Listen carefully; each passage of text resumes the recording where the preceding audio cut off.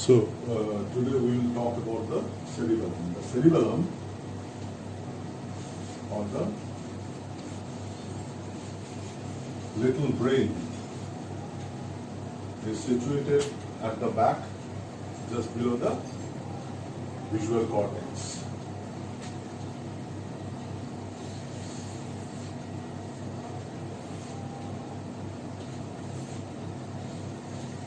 So this is the situation of the cerebellum.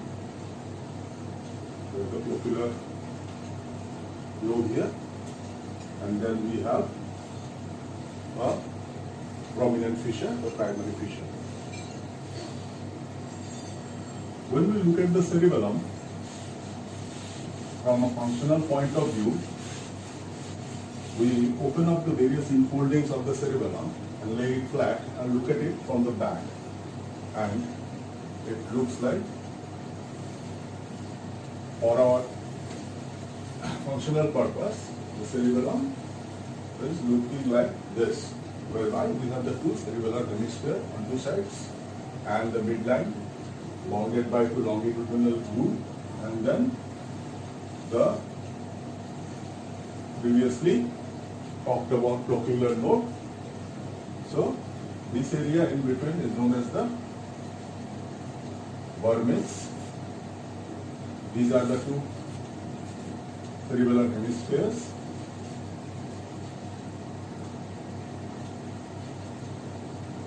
And this is the flocculus.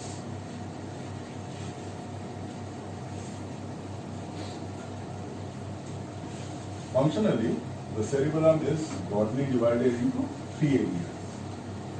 From previous discussion, we know that the flocculonodular area, this is the nodule. So the flocculonodular area, both sides are getting fibers from the eighth cranial nerve, that is the vestibular cranial nerve nuclei. It is getting the afferents and it is being processed. So this area, this flocculonodular area, is also known as the vestibulocerebellum. Also, because it is very old from an evolutionary point of view, this is also known as the archaecerebellum. Then some portion of the vermis and some portion of the paravermal area. So this area of the vermis, excluding the nodule, and some portion of the paravermal area, including area anterior to the primary fissure. This can be considered as spinocerebellum, because majority of its afferent, the fibers which enters into this area, comes from the spinocerebellar tracts. So the third area, the area that is left behind, comprising primarily the lateral aspect of the hemisphere and also the posterior lobes, are getting lot of supply from pontine nuclei. So pontocerebellar tract. These pontine nuclei are hugely influenced by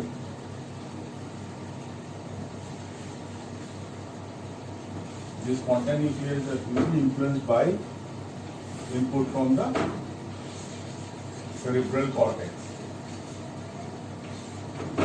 So cortico-pontocerebellar tract, because it is hugely influenced by tracts leading from the cortex via the pontine nuclei. So this area is also known as the cerebrocerebellum, relatively new, so also known as the neocerebellum.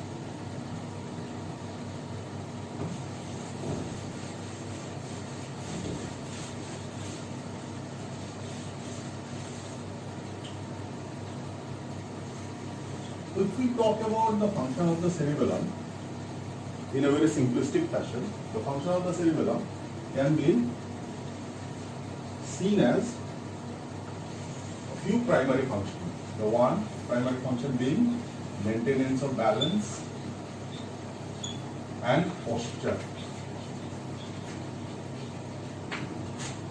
So maintenance of balance and posture is primarily ascribed to the flocculo-nodular areas. So these areas will maintain balance and posture. So for a person to stand upright against gravity and to maintain a solid foundation for other various skilled activity, this area provides the maintenance of balance and posture. Even standing on one leg, which I am doing right now, will require the involuntary contraction of several small muscles. As you can see, if you stand on one foot, this is brought about by this area, balance and posture. Second is maintenance of tone of skeletal muscle. So voluntary muscles have this inherent tone. They are not flaccid. So when you touch a muscle, it has an inherent firmness. That tone is to a great extent maintained by the spinocerebellum. So spinocerebellum is quite responsible for maintaining the tone of the body and maintaining the tone of the axial muscle, making the trunk a firm platform on which the head and neck can act and the arms can act.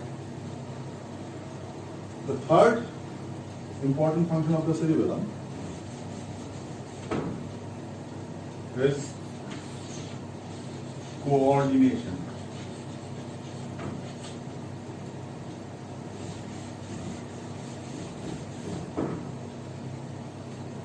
Or it is coordination.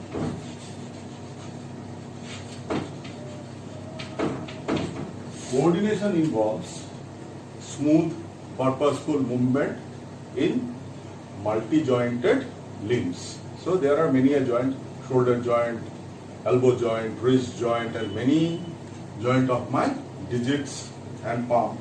So coordination of these various joints in their sequential timing so as to bring about purposeful movement is largely achieved by the cerebrocerebellum. So coordination.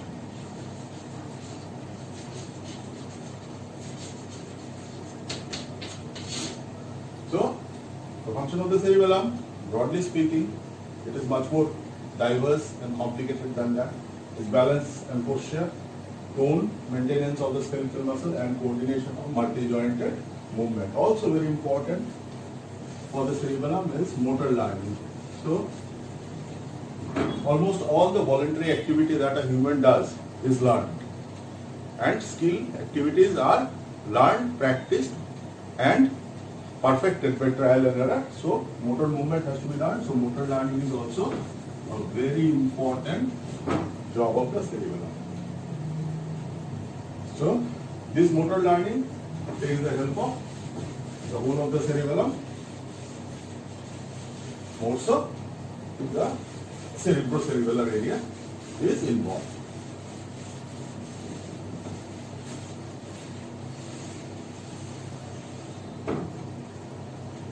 For the cerebellum to act and coordinate purposeful movements and also bring about meaningful speech, bring about useful movement of the eyeball, there has to be input to the cerebellum. So what are the inputs to the cerebellum? So afferent to the cerebellum. Afferents to the cerebellum.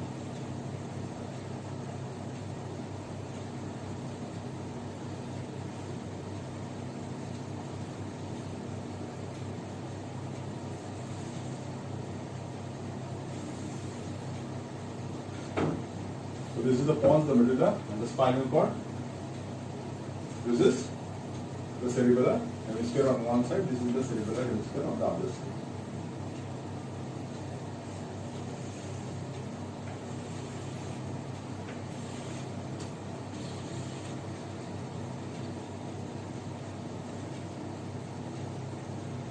This is the midline.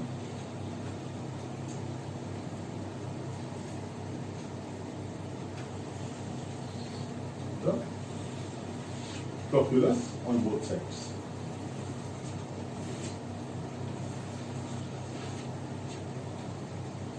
So let's start with what we already know. So from the eighth cranial nerve,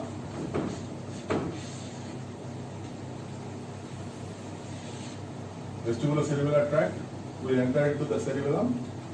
So vestibulocerebellar tract will enter into the cerebellum through one of the portal of entry of the cerebellum, the inferior cerebellar peduncle, and then it will go into the flocculonodular area.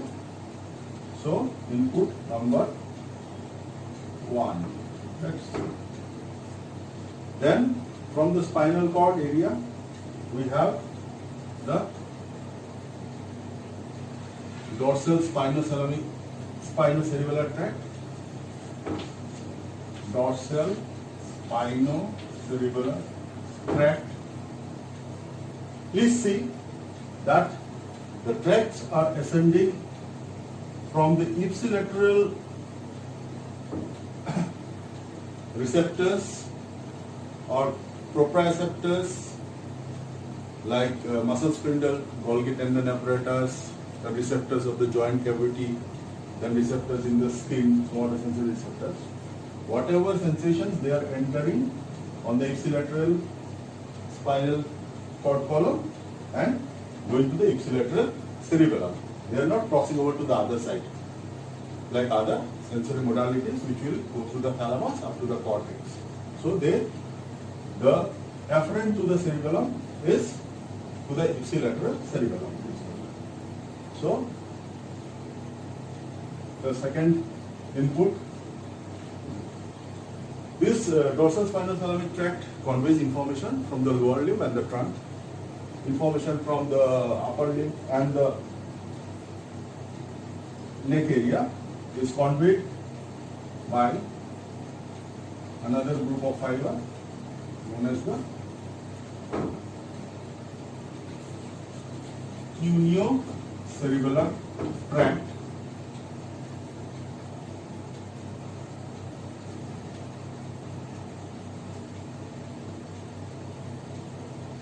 Then information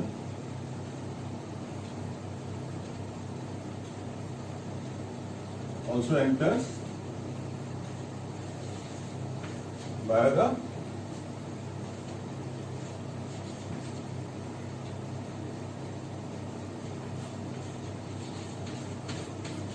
tectocerebellar tract.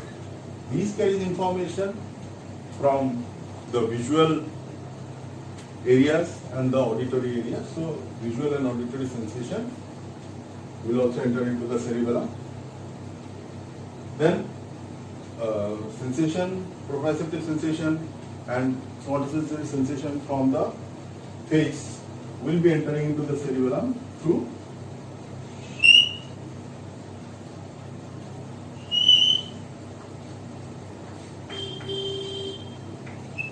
trigemino-cerebellar tract. So we have many a tract.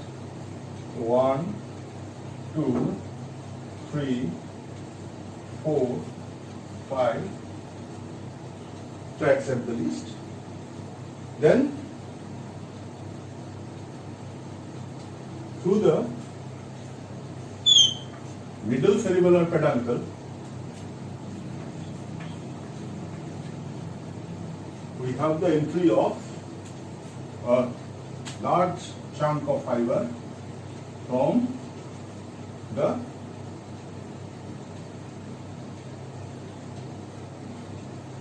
pontocerebellar tract. We were discussing about it just in the previous board drawing. So pontocerebellar tract. So pontocerebellar tract. Obviously, the fibers which are having a huge influence on them are coming from the cortex of the other side.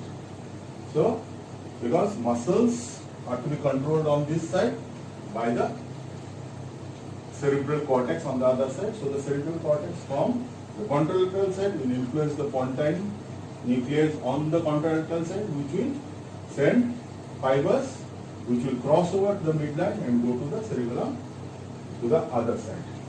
Please note this middle cerebellar peduncle has only fibers from pontocerebellar tract. So this is also another afferent to the cerebellum. Now a very interesting afferent to the cerebellum is, as usual, coming from one side.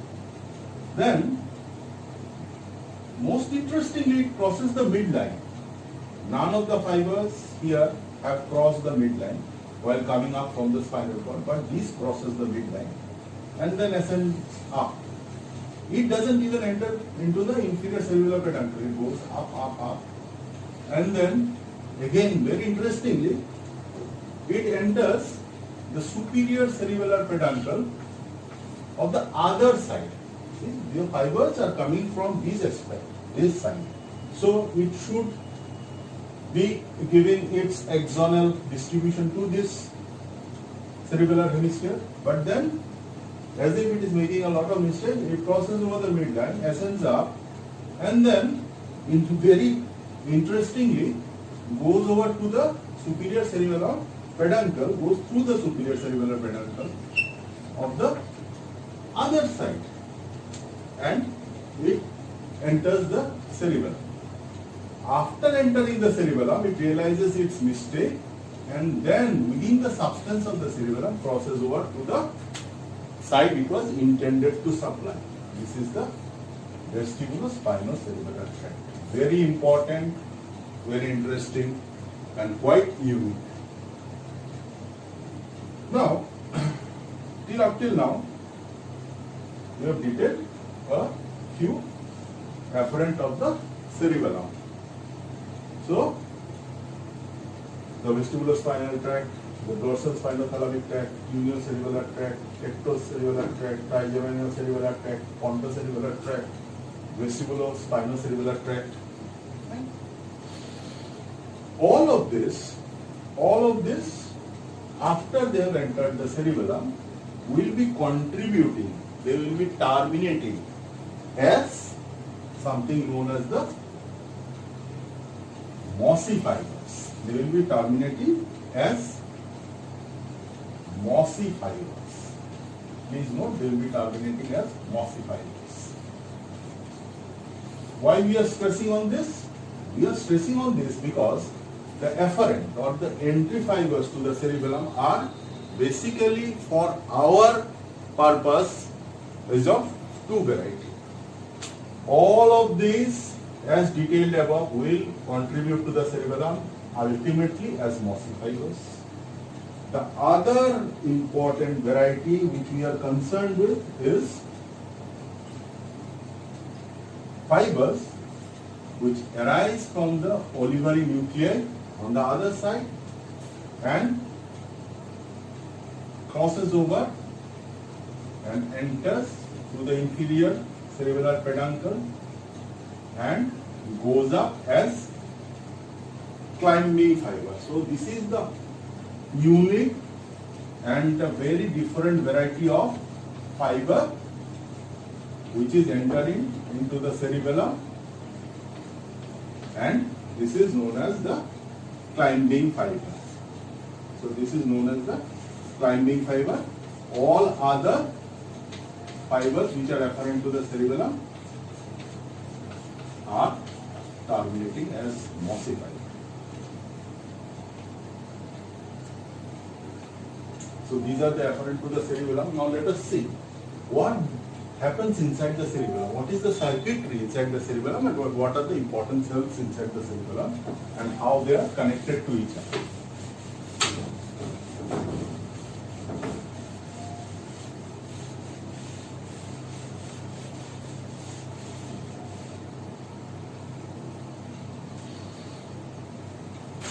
So we draw the cortex of the cerebellum.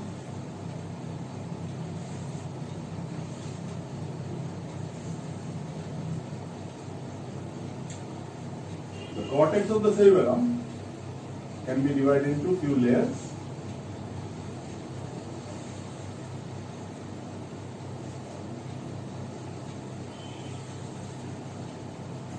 So this initial topmost area can be considered as the molecular layer.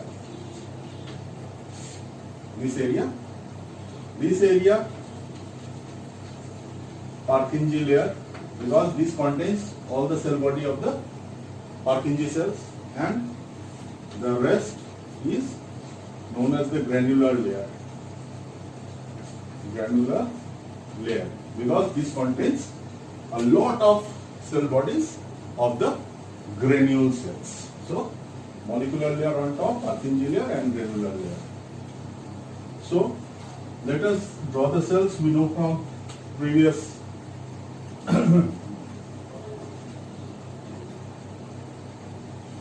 So first and foremost, one very important entry or afferent to the cerebellum, the mossy fiber. The mossy fiber goes up, it is also excitatory in nature. The mossy fiber will split to give a rosette-like ending, and it will synapse with granule cells, which will ascend towards the cortex and give rise to, it will split apart into two parallel fibers which run for a considerable length.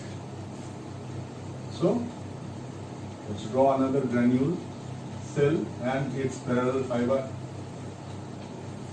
system. So, lot of parallel fibers here.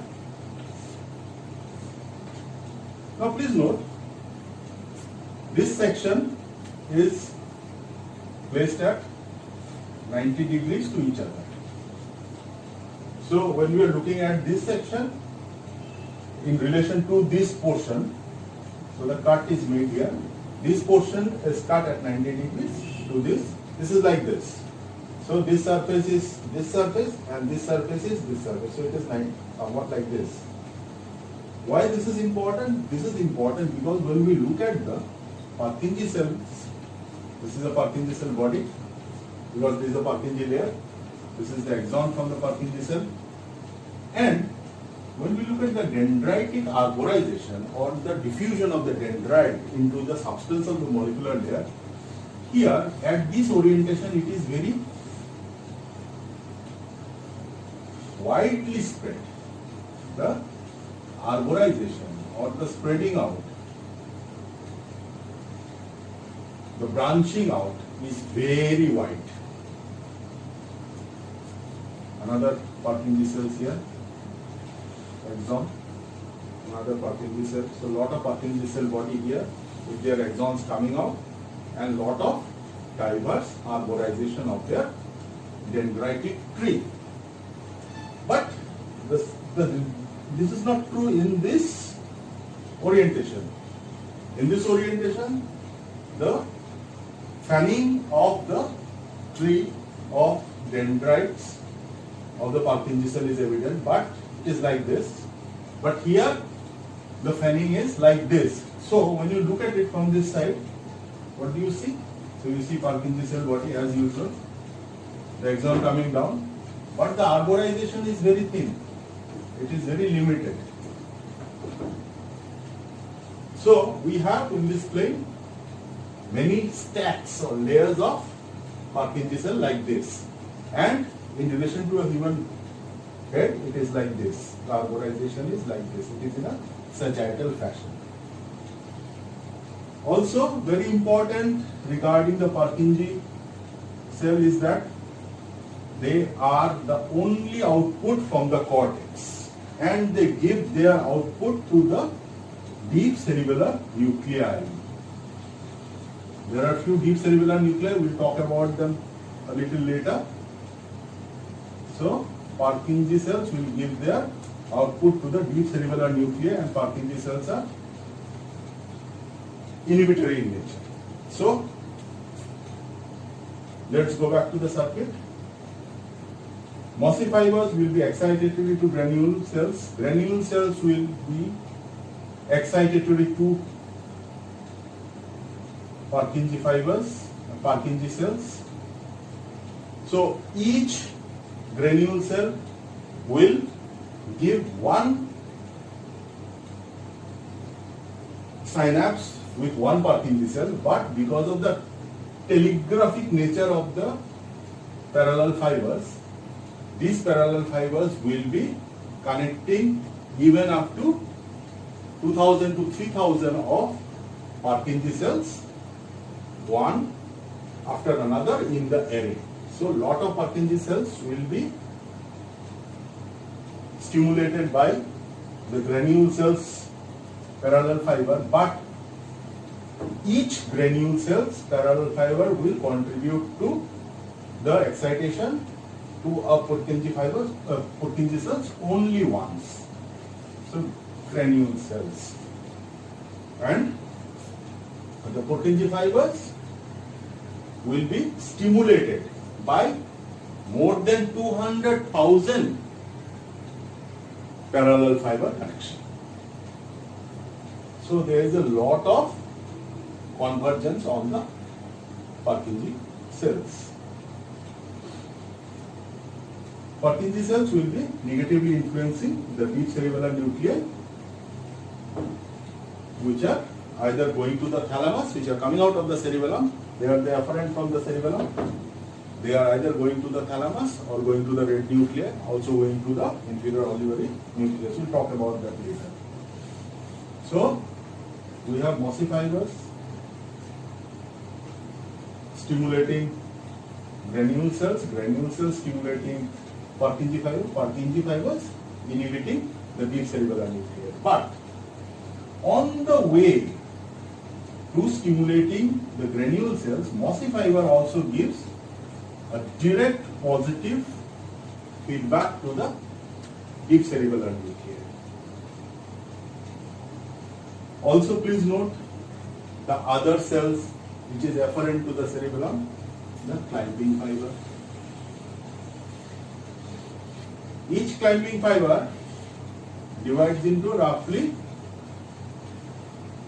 10 branches. Each branch will only be associated with one Purkinje cell. These climbing fibers are also excitatory. And also while going up to the Purkinje cell, they give a excitatory tweak to the deep cerebellar nuclei. So you see, what happens is that these afferent, while going up, will all stimulate, both of them will stimulate the deep cerebellar nuclei, which will further stimulate the red nuclei, which will further stimulate the thalamic nuclei. This red nuclei and thalamic nuclei will give rise to rubrospinal tract. The thalamic nuclei will stimulate the cortical nuclei. The cortical nuclei will give rise to corticospinal tract. So, by the direct route, the deep cerebellar nuclei is always stimulated, but indirectly via the Purkinje cell, the same climbing fiber or the mossy fiber will inhibit the deep cerebellar nuclei. So directly it stimulates, indirectly it inhibits. So it modulates the deep cerebellar nuclei. The input will modulate the deep cerebellar nuclei according to the circumstances as required. Also, here we have the presence of several inhibitory interneuron. So, one inhibitory interneuron we would like to talk about is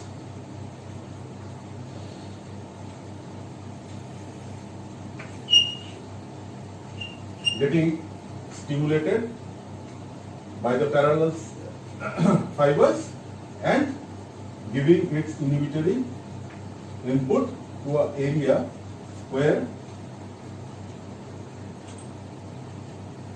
the mossy fibers are synapsing with the granule cells. This area where the mossy fiber is synapsing with the granule cell and there is a feedback negative inhibitory input from one of the inhibitory cells known as the Golgi cell is also known as the cerebellar glomerulus.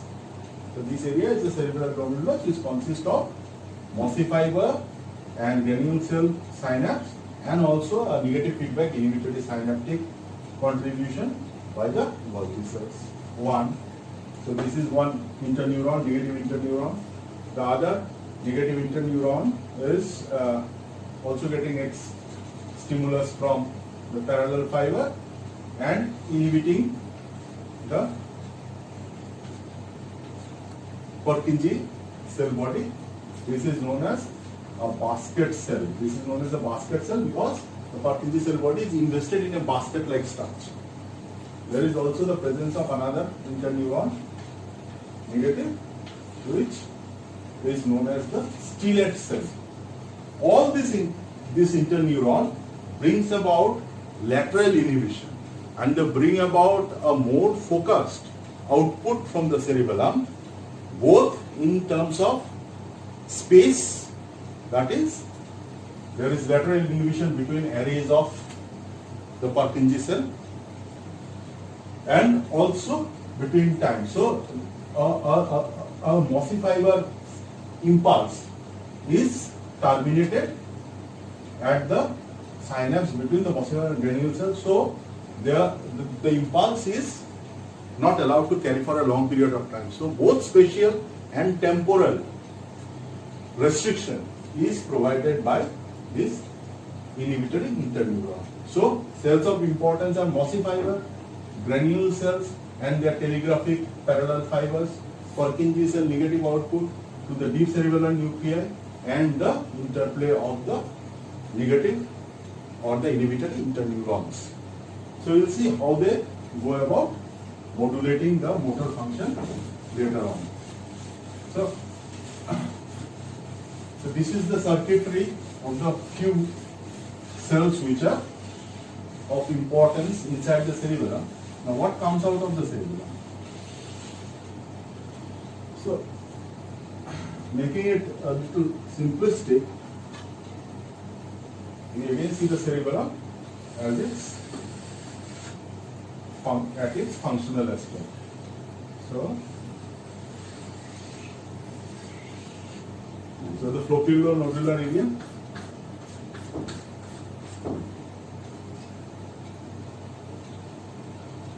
we are talking now about the efferent or the outputs of the cerebellum. So the flocculonodular area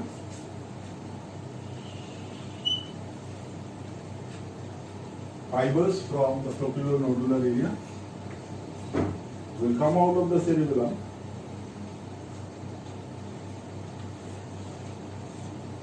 either through the inferior cerebellar peduncle or some of it will cross over to the other side and go out to the inferior cerebellar peduncle of the other side. And during this passage, they will be contributing some amount of fiber to one of the deep cerebellar nuclei. So, deep cerebellar nuclei being fastigial, both sides, fastigial,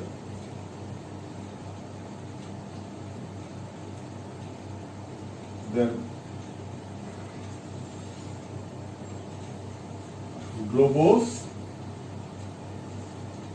then emboliformis, and a very large and important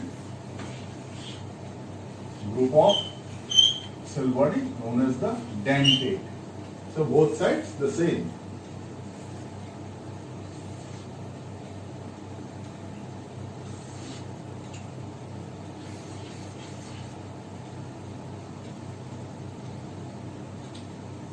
So the vermis, the vermal area and the flocculonodular area will either give direct from the flocculonodular area, direct output to the vestibular nuclear area, or to the fastigial nucleus to the other 8 cranial nerve areas.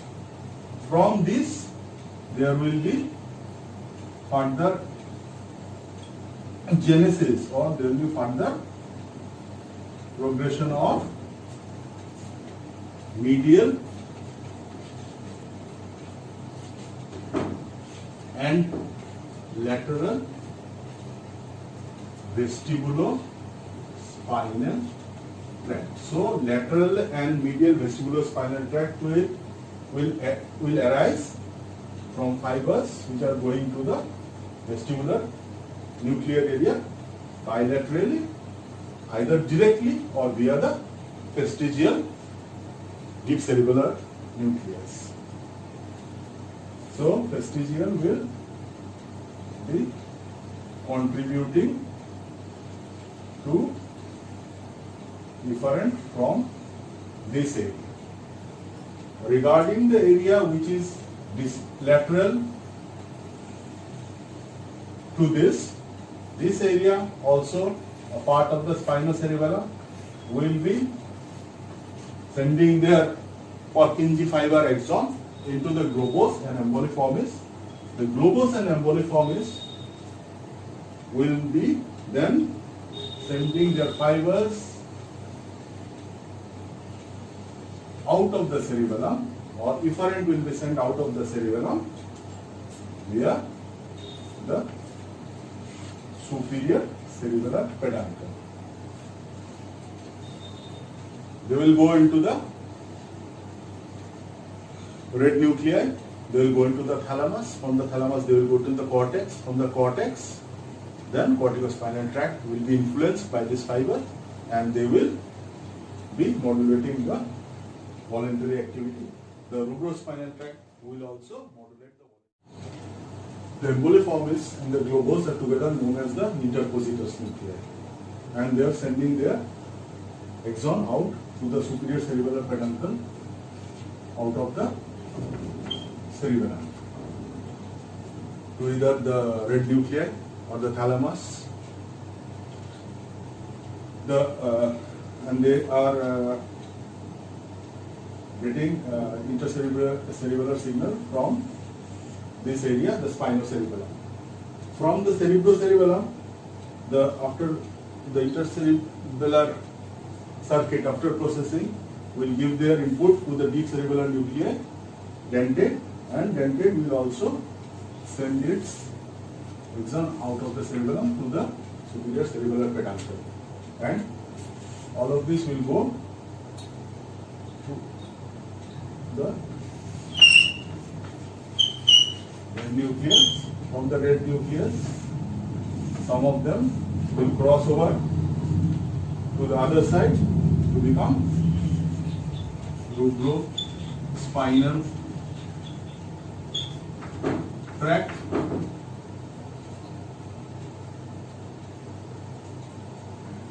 We will also go to the other side to the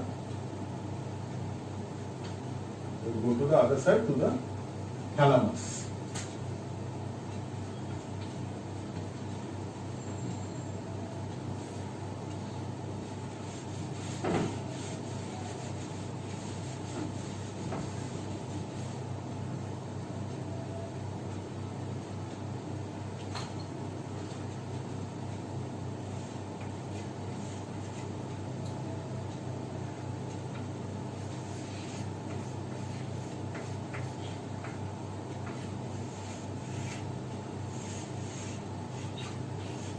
Rubrospinal tract, some of them will go up to the thalamus, and from the thalamus we will go to the cerebral cortex, and from the cerebral cortex there will be the genesis or the initiation of the corticospinal tract from the primary motor area, the supplementary motor area, premotor area, the somatosensory cortex will be giving fibers, and through the internal capsule, and after decussation it will go over to the other side, it will be corticospinal tract, rubrospinal tract. Then we also talked about the formation of the medial and lateral vestibulospinal tract. So these are the few tracts. We also have the initiation of the reticulospinal tract. So these few tracts will bring about the modulation of the motor movement, voluntary motor movement as we know it.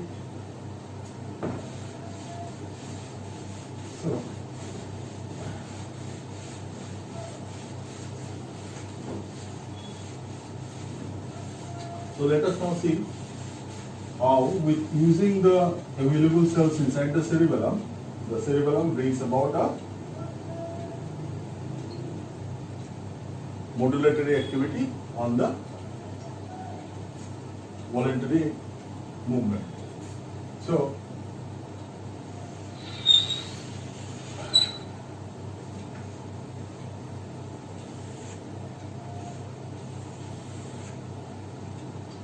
what are the requirements for a purposeful,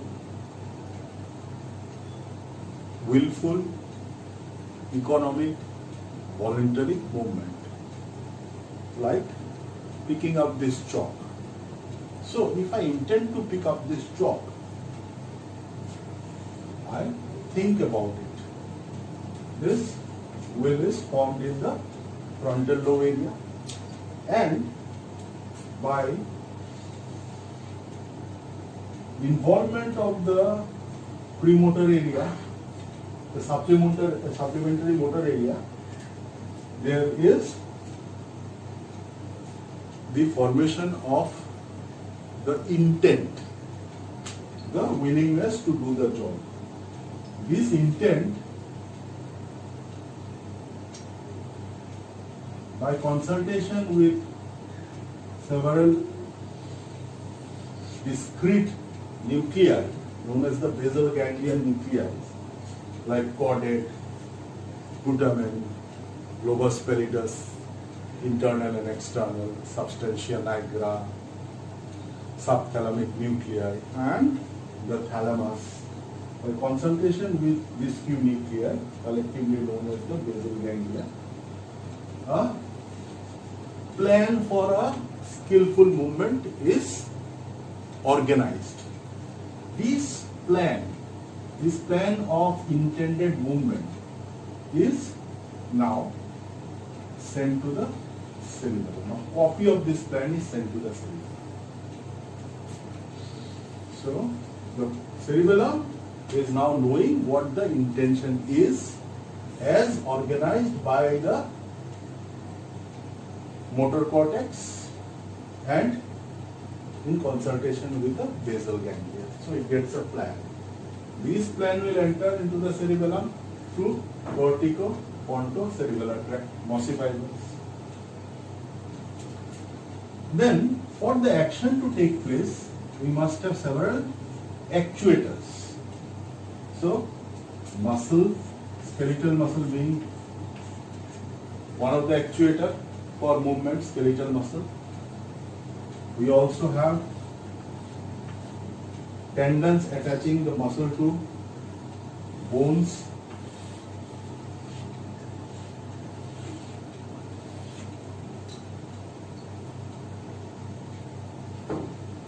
Bones have joints, and in this muscle, as we know, we have muscle spindle, tendons have Golgi tendon apparatus, and bones have joint cavity receptors.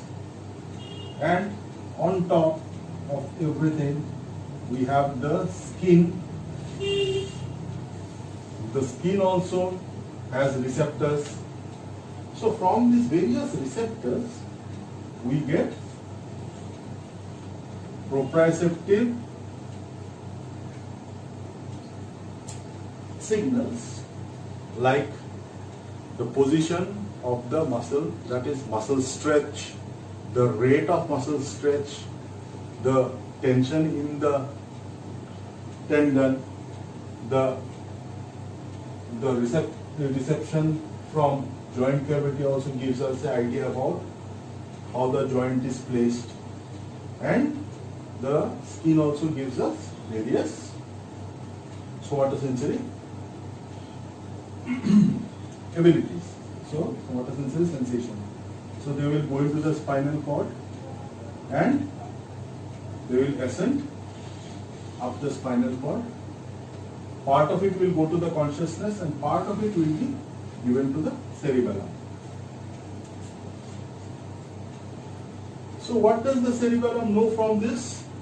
The cerebellum knows the exact position of the body in space. It knows where my right hand is, where my nose is, where my left hand is. So when asked to do a job, the body will actuate the part which does it from its present position to the required position. So the brain has, the brain, particularly the cerebellum, has the knowledge of the intended movement and also the knowledge as to where my body is now situated and in what position my various joints are and my muscles are under what kind of tone and stretch. So after having this knowledge and during the actual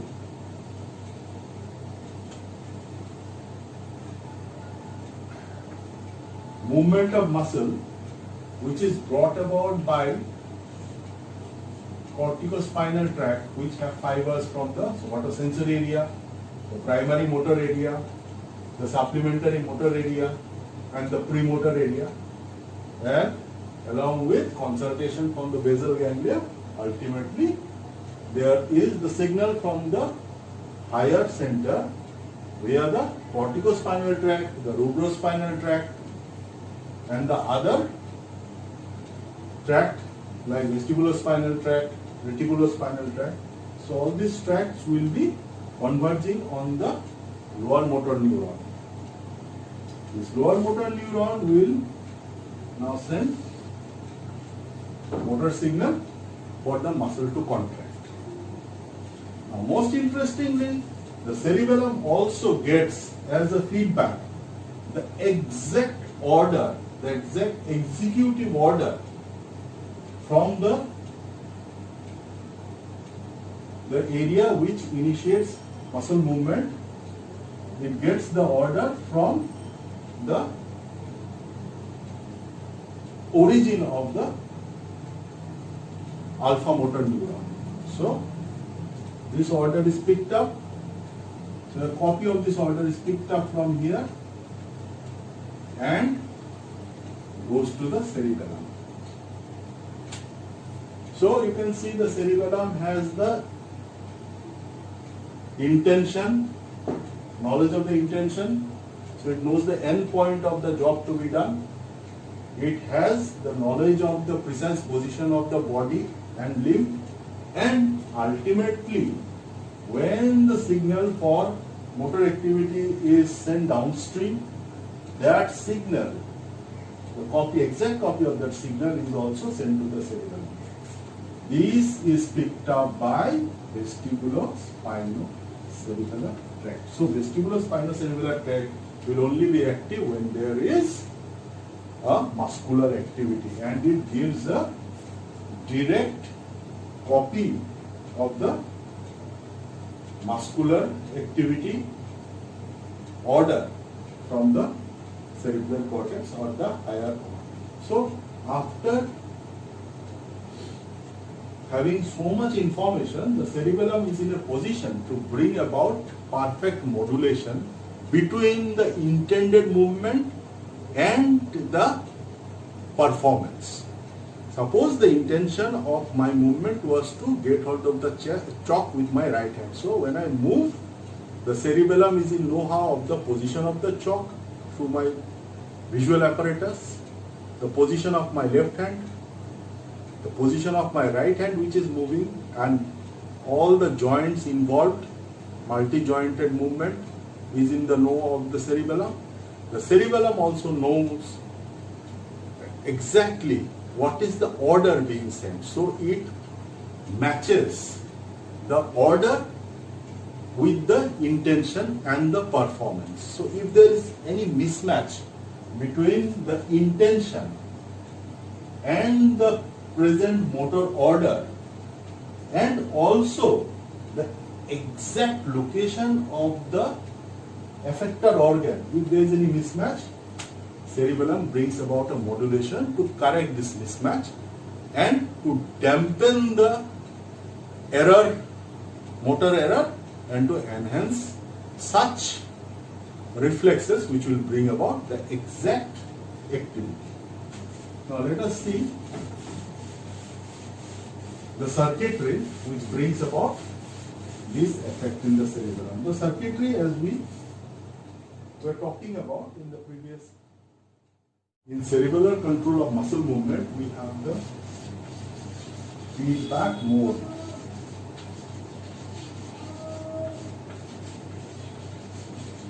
In this mode, there can be some amount of adjustment because the movement is relatively slow. So, what happens is that if the intended movement does not tally with the performance, there will be some amount of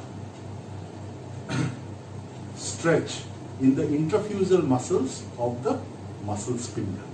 So this stretch of the intrafusal muscles will be signaled through the 1A, 1B fiber, and they will enter into the spinal cord and go to the cerebellum as excited mossy fibers.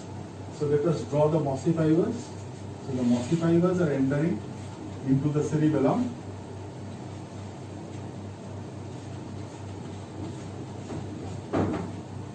And they are giving their input to the parallel fibers. The parallel fibers are giving their stimulatory input to the Purkinje, which gives their inhibitory input to the deep cerebellar nuclei. Deep cerebellar nuclei are excitatory to the red nuclei. They are excitatory to the thalamic nuclei, which are further excitatory to the cortex. The red nuclei will come down as rubrospinal tract, and also contribution from the cortex will give rise to fibers of the rubrospinal tract and the corticospinal tract. So, when there is the mossy fibers, while climbing up, give their excitatory input to the deep cerebellar nuclei. During inactivity, the deep cerebellar nuclei is excited to a moderate degree by input from the direct contribution of the mossy fiber. So, when there is inactivity, now we are talking about a phase of inactivity. During inactivity, this loop will be exciting the deep cerebellar nuclei, and the deep cerebellar nuclei will be providing the red nucleus and the thalamus to contribute to the proper tone as per required for the skeletal muscles. But suppose there is a burst of activity and the intended activity is seen not to match with the performance. So the performance is not the intended one. There will be mismatch, and the muscle stretch of the intrafusal muscle will send rapid signal through the mossy fiber. Now what happens is that during this phase of activity,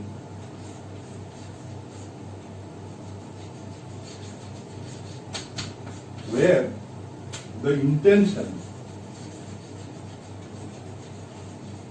is not equal to performance, the performance is not equal to intention. the cerebellum can cause it because there will be lot of stimuluses coming through the mossy fiber, and here in this case this loop will be stimulated more. So what will happen is that the deep cerebellar nuclei will get more inhibited.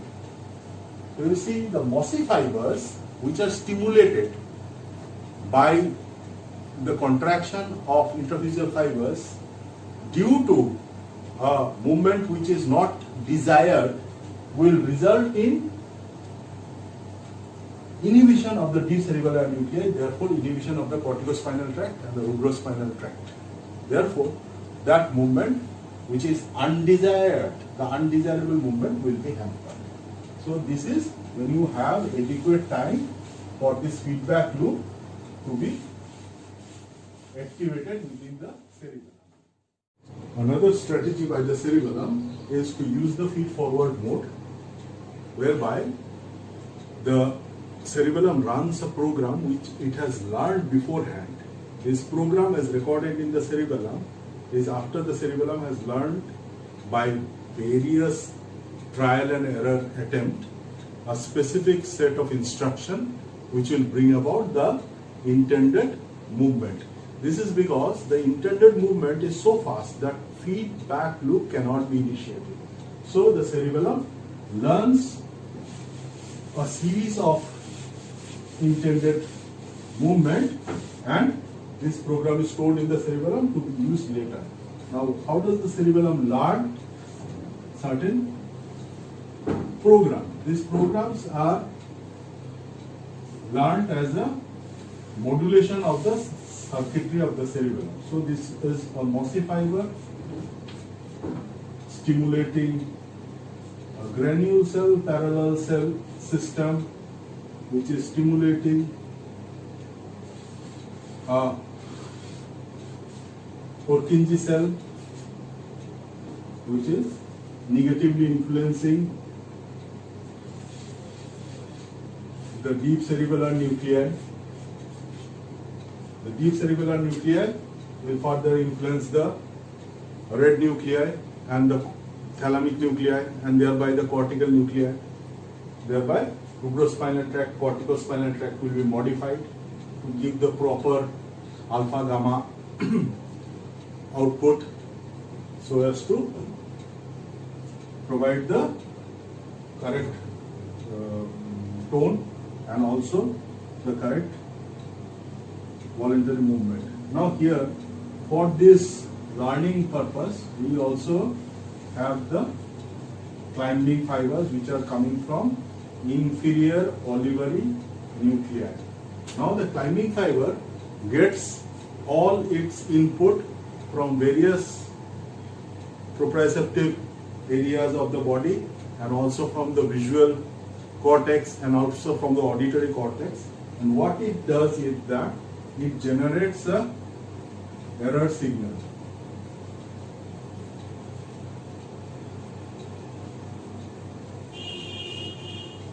So the error signal is a sensory signal which is a representation of the motor performance. So if the motor performance is not up to mark or it is not gelling with the intended performance, there will be error signal. So what happens in this scenario is that mossy fiber will be firing when there is an activity of the muscles. This mossy fiber activity will be going up through granule cells and the parallel fiber system to the Purkinje cells. And if this activity is not as per intention, there will be generation of error signal. So error signal arriving simultaneously with mossy fiber signal will hamper the ability of the mossy fiber to modulate the Purkinje cell because the output from the climbing fibers are very intense,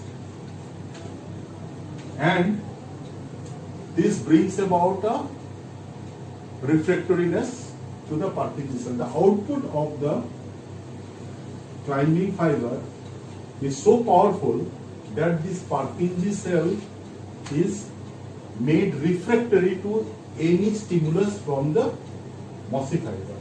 This is also known as the long-term depression. So, signals of the mossy fiber, which are signaling the movement of the muscles, which, if not as per requirement, will also generate error signal. So the simultaneous arrival of error signal and mossy fiber will generate a long-term depression. What happens with this long-term depression? If the mossy fiber then subsequently sends any signal which is similar to the signal which has brought about long-term depression, these signals will not be further processed in the Purkinje cell and will not be able to modulate the deep sleep. So, because the mossy fibers are signaling the activity from the contraction of the muscle, and if that muscle contraction is not as intended, there will be generation of error signal. So the arrival of the error signal through the climbing fibers and the arrival of the signal of the contraction of the muscle through the mossy fiber, granule cell, parallel cell fiber, will result in long-term depression of this synapse between the mossy fiber and the Purkinje cells. So the mossy fibers are not allowed to further modulate the Purkinje cell output. Now, what about the learning? The learning is evident here because if later on subsequently the same kind of volume or the same kind of signal arrives from the mossy fibers, they will be stopped at this junction. So no more error signals, no more error activity is allowed to be processed.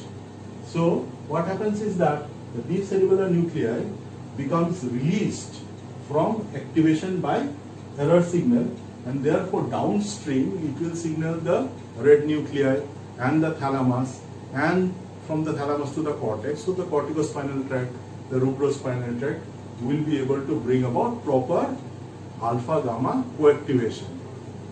Thereby those reflexes which will increase the correct movement and decrease the error will be encouraged, and thereby bringing about a correction of error. And this long-term depression stays on for a good period of time, and this is what is later entranced, or this is later encoded as a cerebellar program. Now, after everything, when we go into the clinical aspect and we have to treat patients of cerebellar disorder, then there are certain things you have to look for. So what are the, so in a cerebellar disorder, it is usually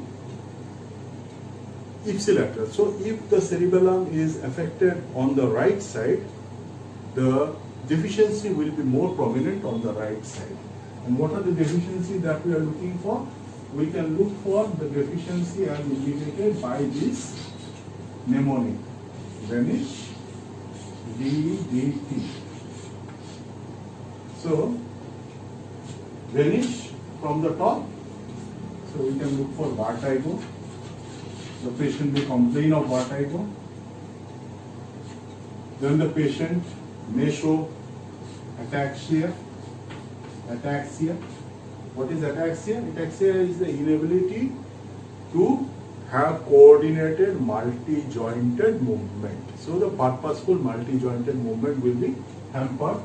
The patient will also show asphasia, apraxia. Apraxia refers to the inability of the patient to stand up nicely, and also the ability to walk will be hampered. Nystagmus, Particularly if one cerebellum is affected, there will be irregular movement of the eyeball, nystagmus.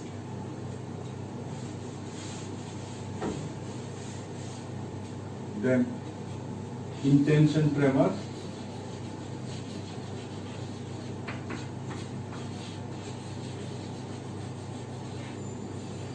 Intention tremor.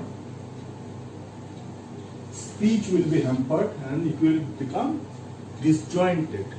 The speech will be broken up. So, stato, speech.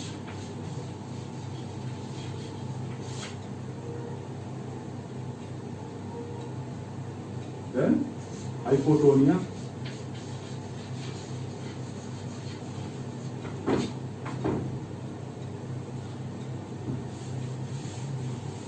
Obviously hypotonia because tone is maintained by the cerebellum.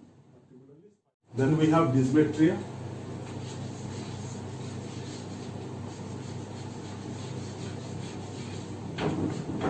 When you ask the patient to touch something, the patient will drift. The effort will not be very fine.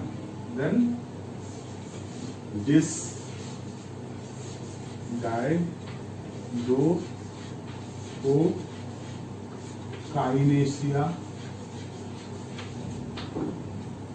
When the patient is asked to do repetitive alternating movement like this, he or she will not be able to do it very fast. So dysdiadochokinesia. And T is titubation.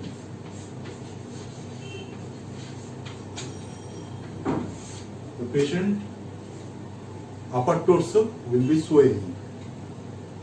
So vertigo may be complained of, ataxia, astasia, abasia, nystagmus, intention tremor, statico speech, hypotonia, dysmetria, dysdiadochokinesia, and titubation. So next we can examine a subject to